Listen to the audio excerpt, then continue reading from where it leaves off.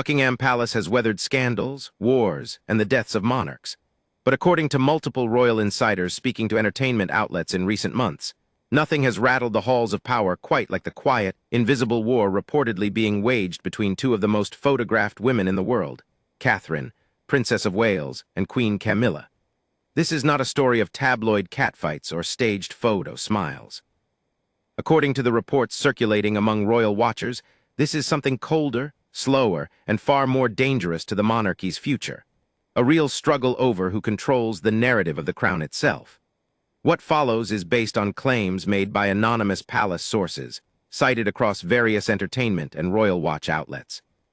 None of it has been confirmed by Buckingham Palace or Clarence House, but the sheer volume and consistency of these reports has made this one of the most talked-about rifts in the modern royal family, and it is worth understanding exactly what is being alleged and why. For years, the public image sold to the world was one of unity. Camilla, once cast as the outsider who broke apart a fairy tale marriage, worked for decades to rebuild her reputation. Kate, the commoner who married into the family and gave it a fresh, modern face, was seen as untouchable, poised, careful, universally liked. On the surface, the two women appeared to get along well enough. Public engagements showed them laughing together, sharing knowing glances, standing shoulder to shoulder at state functions. But according to insiders who spoke to several publications over the past year, that public warmth reportedly masked a very different private reality, one built on competing ambitions, generational tension, and a fight over exactly how much space each woman is allowed to occupy in the spotlight. The story, as alleged by these sources, begins to sharpen around a moment that did happen in full view of cameras, even if what it meant behind the scenes remains disputed. During a state visit involving the President and First Lady of the United States, video clips circulated showing what many royal watchers interpreted as Camilla appearing to gesture Kate away during a conversation with the First Lady. The clip went viral within hours. To casual viewers, it may have looked like nothing more than an awkward, forgettable moment, the kind of small mishap that happens during long, exhausting state events. But according to insiders speaking to entertainment outlets afterward, the moment was reportedly the spark that reignited a smoldering rivalry that had been building for much longer than anyone outside the palace walls realized. Sources allege that backstage, the atmosphere was tense long before the cameras caught anything. According to claims made to one outlet, all eyes at the event were reportedly drawn to Kate, her composure, her presence, her natural ease with international guests, and Camilla was said to be acutely aware that attention had shifted away from her. She was furious that the attention had slipped away from her, one insider reportedly claimed, adding that Camilla was said to know the moment would be gossiped about long after the cameras stopped rolling.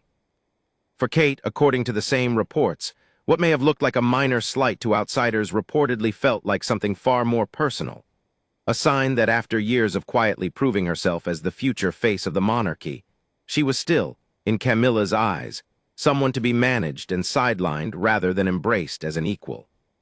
But if the state visit was the spark, insiders claim the real fuel for this alleged feud goes back much further, to a decision Kate made that, according to reports, cut to the very heart of one of the family's deepest wounds: the estrangement between King Charles and his younger son, Prince Harry. For years, the rift between Charles and Harry had cast a long shadow over the royal family. Public appearances were carefully choreographed to avoid awkward encounters. Statements were parsed for hidden meaning. And behind it all, according to multiple reports, Camilla was said to have taken a firm position, one aligned closely with Prince William's reported zero-tolerance stance toward reconciliation. Sources allege that Camilla was far from interested in extending an olive branch to Harry, with one insider claiming she was revolted by what she saw as Charles softening his position. According to these claims, Camilla fully supported William's approach of keeping Harry at arm's length, seeing any reconciliation as a reward for behavior that had embarrassed the family on a global stage. Into that carefully maintained standoff, insiders allege, stepped Kate, reportedly working quietly without fanfare, to help broker a path back to dialogue between father and son. According to these claims, Kate's efforts eventually contributed to a moment that did become public: Harry's return to the UK and a private tea between him and his father at Clarence House, marking their first face-to-face meeting in an extended period. The meeting itself was real, and was reported by mainstream outlets. What remains firmly in the territory of alleged and unconfirmed, however, is Kate's specific role in making it happen, and Camilla's reported reaction to it. According to insider claims, Camilla was notably absent from that meeting, and according to sources cited by entertainment outlets, her absence was not incidental. Royal sources allegedly suggested that the Queen was said to be furious that Kate had taken it upon herself to play peacemaker, especially without consulting the wider family on the wisdom of the move. She's astounded that Kate continues to stick up for him, one insider reportedly claimed, referring to Camilla's alleged disbelief that Kate would extend any goodwill toward Harry given how thoroughly he had publicly criticized the family in interviews and in his memoir. But Kate couldn't care less what Camilla thinks, the same source allegedly continued, painting a picture of a Princess of Wales who, according to these claims, had grown increasingly confident in her own judgment and less willing to simply defer to her mother-in-law's preferences. It is here, according to the reports feeding this narrative, that language escalates sharply. Some outlets have alleged that a direct, heated confrontation took place between the two women, described by one unnamed source as a poisonous showdown, during which Camilla is claimed to have accused Kate of being naive, reckless, and even disloyal to her own husband by pursuing reconciliation with Harry against the family's unofficial position. It's important to say clearly, this alleged confrontation has never been confirmed by any palace representative, and no eyewitness account beyond anonymous sourcing has been published. But the claim itself has spread widely enough and been repeated by enough separate outlets citing separate unnamed insiders that it has become a central pillar of the broader narrative now circulating about these two women. Underneath all of this, according to royal commentators and insiders alike, sits something bigger than any single disagreement over Harry. It is, they allege, a quiet and unspoken competition over power itself, over who truly represents the future of the monarchy and who is being slowly eclipsed by it. Camilla, according to these reports, spent years working to rebuild a reputation shattered by the collapse of Charles and Diana's marriage. She earned, gradually, a level of public acceptance that once seemed unimaginable. To now be told, even implicitly, that she is being overshadowed by a younger, more photogenic successor is, according to insiders, a bitter pill, made worse by the fact that everyone around her can see the writing on the wall. Kate will, in the natural order of succession, become queen consort one day. Camilla's time at the top, however hard one, has a built-in expiration date, and insiders claim she is acutely, painfully aware of it. Meanwhile, according to separate reports, Kate's own position within the family has reportedly been strengthening in another direction entirely, her relationship with King Charles himself. Multiple insiders have claimed that despite whatever tension exists with Camilla, Charles' bond with his daughter-in-law has grown notably close, particularly through the shared and difficult experience both had with cancer diagnoses and treatment around the same period. According to one report, palace aides allegedly described Kate as one of the king's most trusted allies, with a source claiming Charles has come to depend on her composure and discretion more than most people realize. The same insider went so far as to allege that Charles has, in private, referred to Kate as the daughter he never had, a phrase that, if accurate, would carry enormous emotional and symbolic weight within a family already navigating complicated loyalties. It is precisely this alleged closeness, according to some of the reporting, that adds another layer of tension to Camilla's reported unease. If Kate is not only positioning herself as the future queen, but is also, according to these unconfirmed claims, becoming one of King Charles's closest and most trusted confidants, the sense of being sidelined, reportedly felt so acutely by Camilla during that state visit, would only deepen. Two separate insiders, cited in different reports, have described the overall dynamic in strikingly similar terms. A power shift that both women are said to be fully aware of, and that neither, according to these claims, is prepared to simply accept without resistance. None of what has been described here, the alleged showdown, the claimed frustration over Kate's role in the Harry reconciliation, the reported closeness between Kate and Charles, has been confirmed on the record by the palace. Buckingham Palace, as is standard practice, has not commented publicly on any of these specific claims. What can be said with certainty is only this: the visible, camera-caught moments, the gesture at the state visit, the Clarence House tea between Charles and Harry, the public warmth between Kate and her father-in-law at various engagements, did happen and were witnessed by press and public alike. Everything beneath the surface, everything about motive, emotion, and private confrontation remains, at this stage, firmly in the realm of allegation. And yet, according to those same insiders, this was only the beginning. Because if the reports are to be believed, the real turning point, the moment that would allegedly force King Charles himself to confront the depth of the divide within his own household, was still to come.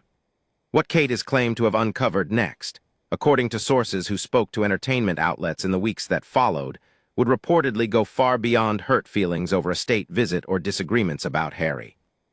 It would touch something Camilla had allegedly kept carefully hidden for a very long time, and when it surfaced, insiders claim, it would leave the king himself struggling to process what he was hearing.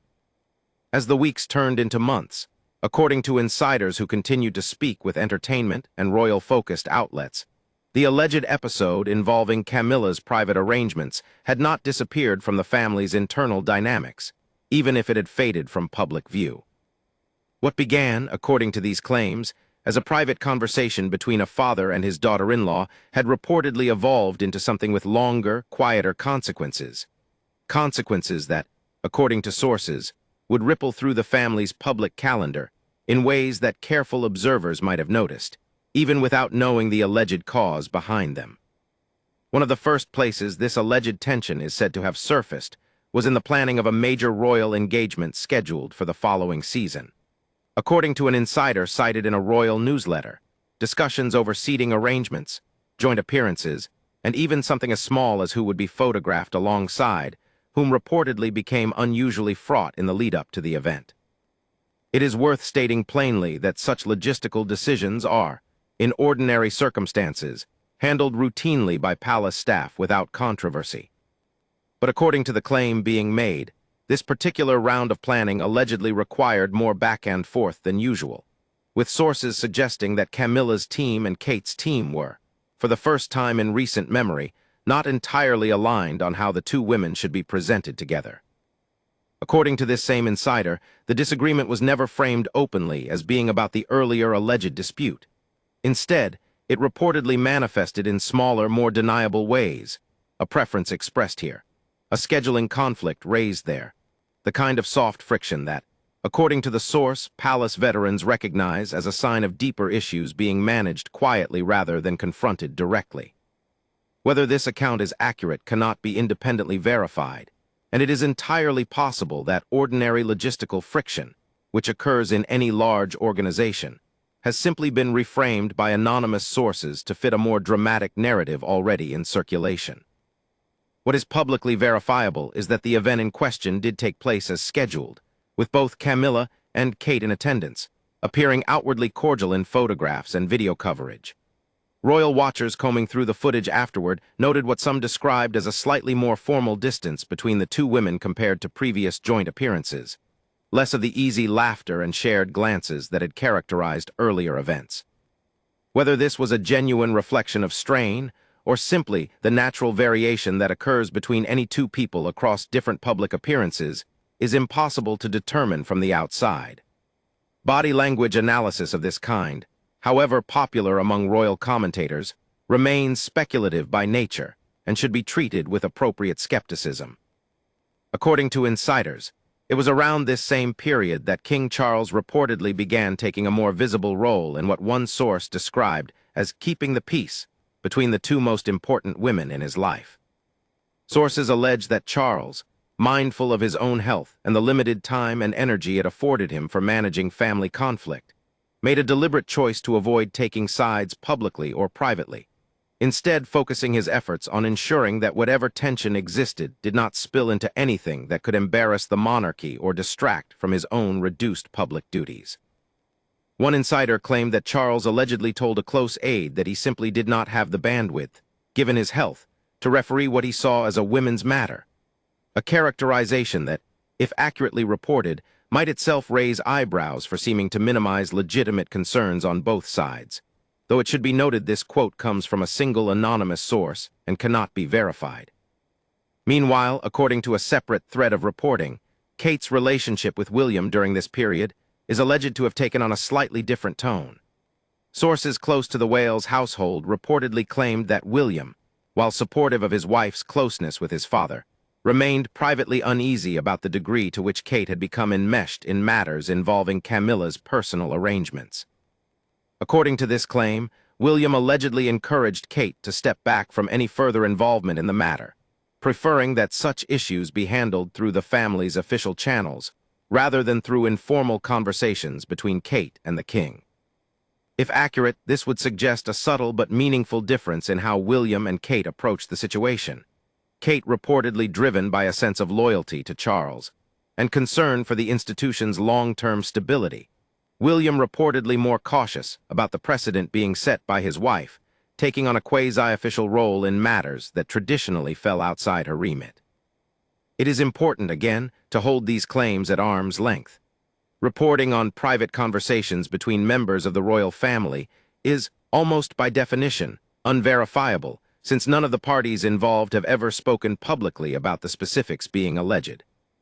What can be said is that this type of reporting, detailed, specific, attributed to anonymous insiders, has become a consistent feature of coverage surrounding the royal family in recent years, reflecting both genuine leaks from within a large household staff and, at times, embellishment or invention designed to sustain reader interest in an ongoing narrative. According to insiders, the next development in this alleged saga came not from within the palace itself, but from an unexpected outside source. A request, reportedly made by a journalist working on a biography of Camilla, for comment on rumors of tension over financial arrangements within the royal household. According to the claim, this request reportedly caused a fresh wave of concern within Camilla's office, with aides said to be scrambling to understand how details of the earlier alleged dispute might have reached outside ears. No such biography addressing these specific claims has been published or confirmed to exist at the time of this account, and the claim itself rests entirely on a single anonymous sourcing chain, making it one of the least substantiated elements of this entire narrative. Regardless of its accuracy, insiders allege that this moment reportedly prompted Camilla to request a second, more direct conversation with Charles about how to manage the situation going forward. This time, according to the claim, with Kate not present.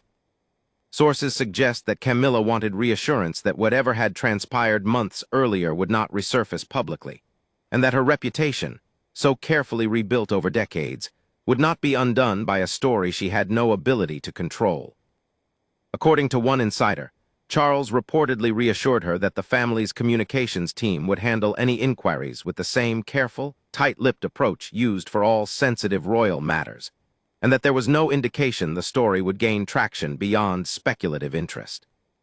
This alleged reassurance, according to the reports, seemed to ease tensions somewhat in the following weeks. Sources claim that Camilla and Kate were observed engaging more warmly at subsequent events, with one insider going so far as to suggest that the two women had reached a kind of unspoken truce, not a resolution of whatever underlying issues existed, but a mutual recognition that public displays of division served neither of their interests, nor the interests of the monarchy they both represented. Whether this represents a genuine thaw or simply professional discipline on the part of two women well practiced in managing public appearances cannot be determined with certainty from available information. It was during this apparent lull, according to insiders, that a separate and unrelated development reportedly added new complexity to the family's internal dynamics. Growing public and media attention on King Charles's health, following a series of engagements he was forced to scale back or cancel. According to multiple reports, concern within the palace about the king's capacity to continue his full range of duties reportedly intensified discussions about succession planning. The very category of planning that had, according to the earlier claims, prompted Camilla's original interest in securing her own arrangements in the first place. Sources allege that this renewed focus on succession planning reportedly brought the earlier tensions back to the surface, if only in private conversations among senior aides rather than between the family members themselves. According to one insider, discussions about what would happen, when, not if, Charles's reign ended reportedly forced a more concrete and less avoidable confrontation with questions that had previously been deferred or handled informally. This, according to the claim, included revisiting the exact nature of the arrangements Camilla had allegedly sought months earlier. This time, according to the source, with William and Kate more directly involved in the conversation from the outset, rather than learning of developments after the fact. If accurate, this would represent a meaningful shift from the earlier alleged pattern of Camilla pursuing her interests somewhat independently. According to insiders, the more structured, transparent process reportedly reflected lessons learned from the earlier episode. An acknowledgement, even if never stated explicitly, that decisions of this magnitude could not be handled quietly without risking exactly the kind of internal friction and eventual scrutiny that had allegedly already occurred once. Kate's role in these renewed discussions, according to the reports, appears to have solidified into something more formal and less improvised than her earlier, reportedly accidental discovery of Camilla's arrangements. Sources claim that Kate was by this point regularly included in briefings alongside William, Charles, and senior advisors, reflecting what one insider described as her settled place within the family's inner decision-making circle, a position reportedly earned, at least in part, through the discretion and loyalty she was said to have shown during the earlier alleged episode, rather than through any dramatic confrontation or public vindication. As for Camilla, insiders offered a more mixed picture of her state of mind during this period. Some sources claimed she had reportedly grown more at ease, reassured by the more transparent process and by Charles's continued support, both emotionally and in terms of the practical arrangements being discussed. Others suggested that an underlying wariness remained, with one insider claiming Camilla still privately viewed Kate's growing centrality to family decision-making as a long-term threat to her own influence, regardless of how cordial their public interactions had become. Both characterizations rely entirely on anonymous sourcing and cannot be reconciled with any certainty. It is possible both contain partial truth, reflecting the reality that complex family relationships rarely settle into a single, consistent emotional state. By the close of this period, according to the available reporting, the family had not experienced any further publicly visible incident connected to the alleged dispute. Engagements continued as scheduled. Camilla and Kate continued to appear together at official functions without any obvious sign of the tension so extensively described by anonymous sources. Whether this reflects genuine resolution, careful management of appearances, or simply the passage of time diluting whatever conflict may have existed remains, like so much of this story, a matter of interpretation rather than established fact. What insiders continued to suggest, however, was that the underlying question at the heart of this entire narrative, how power, security, and influence would ultimately be distributed as the monarchy transitions from Charles's generation to William and Kate's, remained very much unresolved. According to the final claims feeding into this stretch of reporting, that larger question was about to be tested again, in a way that would reportedly bring King Charles face to face with a decision he could no longer defer. One that would require him to choose, in some form, between honoring commitments made to his wife and protecting the interests of the son and daughter-in-law who would one day inherit everything he currently holds. According to the final wave of insider claims that fed this ongoing narrative, the months that followed the quiet thaw between Camilla and Kate brought the family to what several sources described as a genuine turning point. Not a dramatic public rupture, but a slow, deliberate reckoning with the practical realities of a monarchy preparing, whether anyone wanted to say it aloud or not, for life after King Charles. It is worth restating clearly, one final time, before closing this account. Everything that follows continues to rest on anonymous sourcing reported by entertainment and royal-focused outlets. None of it has been confirmed by Buckingham Palace, Clarence House, or any official representative of the family, and readers should weigh it accordingly. According to insiders, the renewed and more transparent succession planning process that had reportedly begun months earlier continued steadily, with Charles said to be determined to leave as little ambiguity as possible for William, once the time came for him to take the throne. Sources allege that this determination was, in part, a direct response to the earlier episode involving Camilla's arrangements. A recognition, according to one insider, that unclear or informally handled decisions had the potential to create exactly the kind of confusion and hurt feelings that had reportedly strained relationships within the family the first time around. Whether Charles himself ever framed it, this explicitly is impossible to know. This interpretation comes from insiders synthesizing events after the fact. which is itself a common feature of this kind of speculative royal reporting. It was during this period, according to the claims circulating at the time, that Camilla is alleged to have made what one insider described as a deliberate gesture toward Kate, a private conversation, initiated by Camilla herself, in which she reportedly acknowledged in her own way that the earlier episode had been handled poorly on her part. According to the source, Camilla did not offer anything resembling a formal apology, which insiders noted would be uncharacteristic of her more reserved and private nature, but instead reportedly framed the conversation around a shared commitment to the family's stability going forward, regardless of whatever personal friction remained beneath the surface. If accurate, this would suggest a woman more interested in practical reconciliation than in dwelling on past grievances, though it's equally possible, given the entirely anonymous nature of this claim, that no such conversation took place at all, or that its contents have been significantly reshaped in the retelling. Kate's reported response, according to the same insider, was characteristically measured. Sources close to the Princess of Wales have long described her as someone who avoids confrontation and public displays of vindication, and this alleged conversation was said to be no exception. According to the claim, Kate reportedly accepted Camilla's gesture without dwelling on it, choosing instead to focus the conversation on the future rather than revisiting the details of what had allegedly happened months earlier. Whether this reflects genuine emotional maturity, careful media training, or simply the practical instincts of two women who understand that public unity serves their shared institution better than private grievance, is left entirely to interpretation. According to insiders, King Charles was reportedly informed of this conversation by both women separately, and is said to have expressed relief that the tension appeared to be resolving itself without his direct intervention. One source claimed that Charles, given his ongoing health concerns, had privately hoped the two women could find their own way to a working relationship, since he felt he lacked the energy to continue serving as an intermediary between them.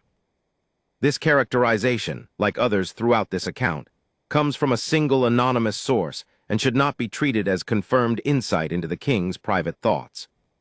In the months that followed, according to available reporting, public appearances involving Camilla and Kate together appeared to reflect a genuinely warmer dynamic than had been observed during the tensest period of the alleged dispute. Royal commentators, always eager to read meaning into body language and seating arrangements, noted what they described as more natural interactions between the two women, shared laughter that appeared unforced, a greater willingness to stand close together in photographs, small gestures of accommodation that had reportedly been notably absent during the height of the alleged rift. As with earlier observations of this kind, it is worth exercising caution. Body language analysis of public figures is inherently speculative, shaped as much by the observer's expectations as by anything objectively occurring in the moment. According to a final set of claims that circulated as this story wound down in the coverage cycle, the succession planning process that had indirectly triggered so much of the alleged tension was eventually finalized through the family's official legal and financial channels, with all parties, Charles, Camilla, William, and Kate, reportedly involved in reviewing the final arrangements together. Sources described this as a deliberate departure from how such matters had traditionally been handled within the family, historically decided quietly among the reigning monarch and consort alone. If accurate, this would represent a meaningful, if quiet, evolution in how the modern monarchy approaches questions of succession and provision. One shaped, however indirectly, by the friction and eventual resolution alleged throughout this account. It is worth stepping back at the close of this story to consider what can actually be said with confidence, separate from the layers of anonymous claims that have shaped this narrative. What is factual and verifiable? Kate and Camilla have both continued to carry out their public royal duties throughout this period without interruption. The viral moment from the state visit did occur and was witnessed publicly. Prince Harry and King Charles did meet privately after an extended estrangement, a fact reported by credible mainstream outlets at the time. King Charles's health has been a matter of public record and ongoing royal communications. Beyond these confirmed events, everything involving private conversations, alleged confrontations, specific claims about hidden arrangements, and reported emotional reactions rests entirely on anonymous sourcing that neither this account nor any other outlet has been able to independently verify. What this extended, heavily caveated narrative ultimately reflects may say as much about the nature of modern royal reporting as it does about the actual relationship between Camilla and Kate. The appetite for insight into the private lives of a famously private family creates enormous incentive for sources, real or invented, to offer dramatic, specific-sounding claims that outlets are eager to publish, often with minimal independent verification. Some of what has circulated may well contain kernels of genuine insider knowledge. Some of it may be entirely fabricated, shaped more by what readers want to believe about royal rivalry than by anything actually occurring behind palace walls. Without official confirmation, which is exceedingly rare from any working royal household, there is simply no way to draw a firm line between the two. What does appear consistent, across the many separate reports feeding into this story over an extended period, is the underlying structural reality that makes such rumors plausible in the first place. Two prominent women from different generations, occupying overlapping roles within an institution that is, by its nature, built around hierarchy, succession, and the careful management of public image. Whether or not the specific alleged episode described throughout this account ever actually took place in the form reported, the broader tensions it reflects, between an established consort protecting her hard-won position and a rising future queen stepping more fully into the spotlight, are the kind of dynamics that would be entirely unsurprising within any family navigating a comparable transition of power, royal or otherwise. As of the most recent reporting available, Camilla and Kate continue to appear together at official engagements, presenting the same practiced unity that has long characterized public royal life, regardless of whatever complexities may or may not exist beneath the surface. King Charles continues to balance his reduced public duties with the ongoing responsibilities of his reign, relying, according to multiple sources across this reporting, on both women in different but equally significant ways. And the monarchy itself continues its slow, generational shift toward the future, a future in which, whatever the truth of these specific allegations, the relationship between Camilla and Kate will remain a subject of intense public fascination for as long as both women remain in the public eye. This account has been assembled entirely from publicly available reporting, attributed to anonymous sources across multiple entertainment and royal-focused outlets. No detail involving private conversations, alleged confrontations, or specific claims about hidden arrangements has been confirmed by Buckingham Palace or any official royal representative. It is presented as a reflection of the ongoing public narrative and speculation surrounding these two prominent public figures, not as a verified historical record.